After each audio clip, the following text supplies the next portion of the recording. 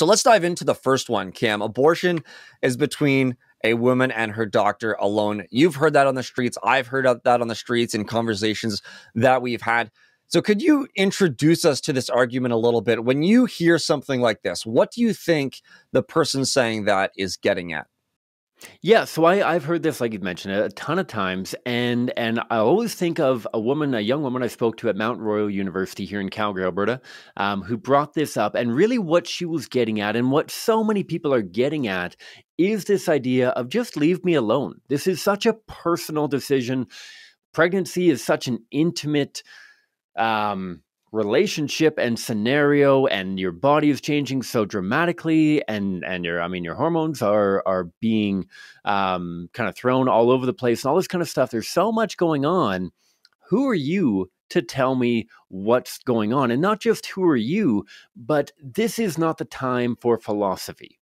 This is not the time for abstract intellectual ideas. This isn't about politics. We hear so often that abortion is just a political issue and that it shouldn't range anywhere further. Ironically, it was politician Pierre Elliott Trudeau who said that the state has no place in the bedroom of the nation, that this should be just between a woman maybe and her husband. But yeah, more often than not, between a woman and her doctor, that this is so personal, that this is so different case by case in exactly what the mother is going through, that nobody has enough information to tell her what she ought to do or ought not to do apart from her doctor.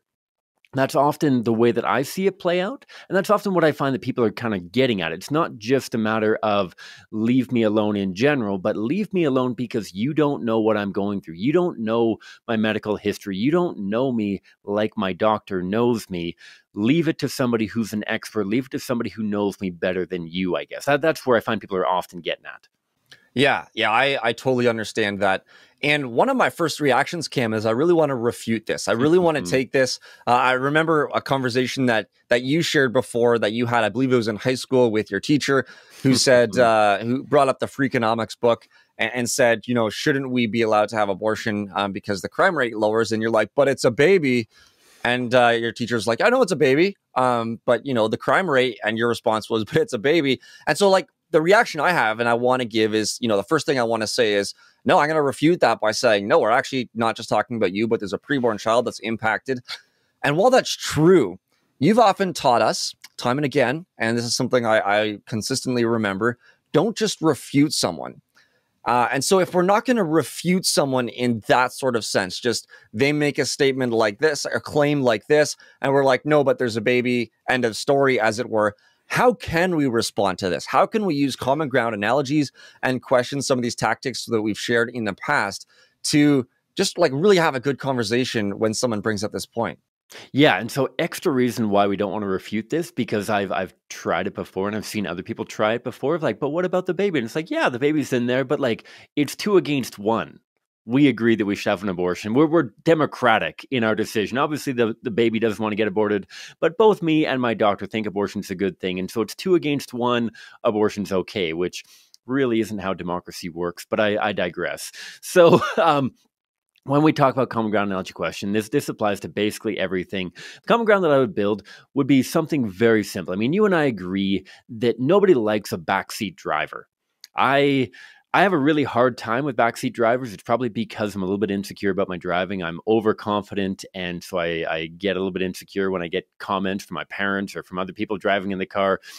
Nobody likes a backseat driver. Nobody likes when people try to solve problems that they don't understand. I agree with that. The analogy, I think you can go a couple different ways, depending on the nature of the conversation. The simplest and most basic form of trotting out the toddler is simply this. Imagine that a mother was going to make a decision with her doctor to kill a born child.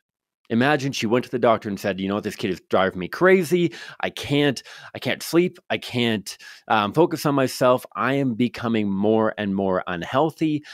I think the only thing that is available for me is for me to kill my born child. Thankfully, in Canada, most doctors would not help her kill her born child. But imagine if a doctor was. Would we ever say that decision to kill a born child is just up to her and her doctor? Obviously not. So the pivot question to bring us back to the humanity of the preborn is, why is it okay for you to tell your neighbor not to kill their born child, and that that's not a decision just between your neighbor and their doctor, but the decision to kill a preborn child is a decision between a mother and her doctor? I think that's fair. If you want to integrate a little bit of humor, I love at times, not that abortion is a funny topic, but because humor can build rapport with the people that you're talking to. I don't know how many people listening to the show are fans of the American sitcom The Office. Maybe you're a fan of the British sitcom The Office. If you are, I commend you for that, but I also encourage you to watch the American version of The Office. And there's this wonderful episode where Michael is trying to disprove his temp staff, Ryan, or he's not temp anymore. He's the regional manager, working in the head office, trying to prove that technology is not best for business. And so Michael goes off dropping off fruit baskets and whatever. And on the drive back, he and Dwight Schrute are in the car, and the GPS is telling him to turn right. And Michael thinks that it's saying turn right immediately into a lake. And Dwight Schrute is trying to say, like, no, it's saying turn right up there at the intersection. And Michael's like, no, it's saying turn right now into the lake. And there's this big argument back and forth. Dwight Schrute was an appropriate backseat driver because the decision that Michael was about to make was going to harm both of them. Certainly, I think that's appropriate when a decision is going to harm anybody, but especially when it's going to harm multiple people. It's absolutely appropriate for backseat drivers. I may get frustrated when my mom asks me if I'm doing the speed limit, and I have to confirm with her time and again that I am doing the speed limit, but I'm very appreciative when my mom points on a skateboarder that I somehow missed coming off of the sidewalk, and that if she didn't mention it, I wouldn't have slammed it on the brakes and I would have run him over. That's a longer analogy. You can do whatever is appropriate for the nature of the conversation that you're in. The question is always going to be the same, though. It pivots back to the humanity of the preborn. If it is okay to be a backseat driver when giving feedback about protecting born humans, why is it not okay to be a quote-unquote backseat driver when it comes to decisions that are going to harm preborn children?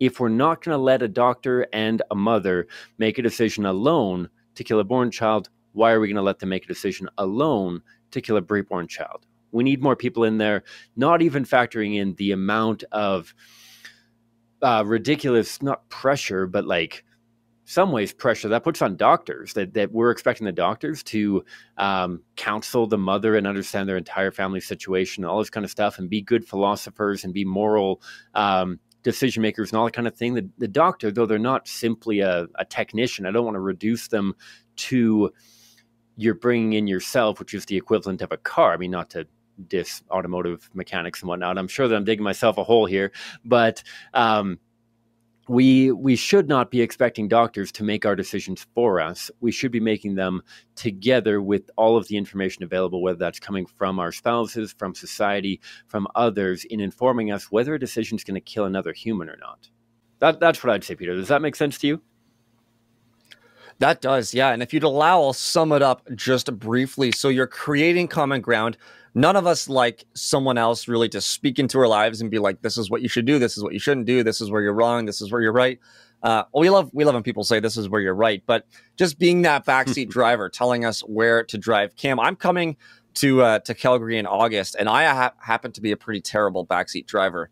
My wife loves me and she loves me dearly, but she also loves me to drive because my natural instinct, and I try not to do it all the time, but it just comes sometime, is to be a backseat driver. So I'll probably have to drive your vehicle when you pick me up from the airport. But anyway, all that to say, we don't like someone else speaking into our lives, especially a stranger on the streets who we're in a conversation with. But so we create that common ground where they're on the same page.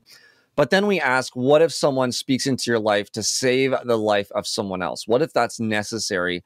And the question is, if it's necessary, to protect born children, whether it be, telling someone to swerve because there's a skateboarder on the road or a little child running after a soccer ball, or whoever it might be. If it's okay to sort of backseat drive in those situations, why not for preborn children? And what that gets you at, and we've talked about it on previous episodes, so we won't dive into it too deeply now, but that gets you to the point in the conversation where people will often say something along the lines of, okay, but they're different or they're not human. And that's where we want them. That's where we get to talk about the humanity of preborn children and the science behind that. We've talked about that in episode 2, among other episodes, so go check that out. But that's what we're doing with Common Ground, finding common ground and using analogies and asking questions. Subscribe to the Pro-Life Guys podcast YouTube channel for more clips like this, and for full episodes of the Pro-Life Guys podcast, find us on all of your favorite podcast catchers.